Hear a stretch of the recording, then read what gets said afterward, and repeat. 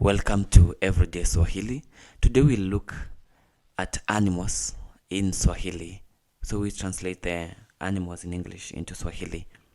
And on the left side we have in English, and the right side we have the corresponding in Swahili.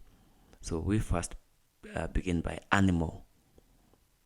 Swahili is mnyama, mnyama, bear, dubu, bird, ndege, ndege, butterfly, kipepeo, kipepeo, cat, paka, paka, cow, ng'ombe, ng'ombe, dog, mbwa, mbwa, donkey, punda, punda, eagle, tai, tai, elephant, tembo, tembo, farm, shamba, shamba, forest, msitu,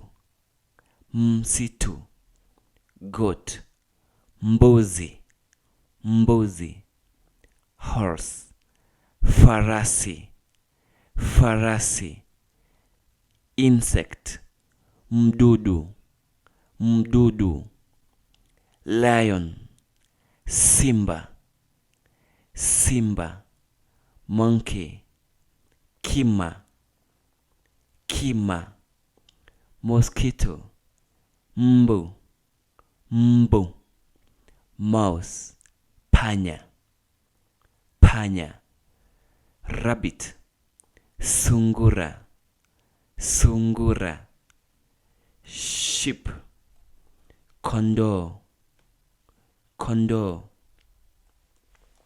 snake, nyoka, nyoka, spider, buibui, buibui, tiger, chui milia, chui milia.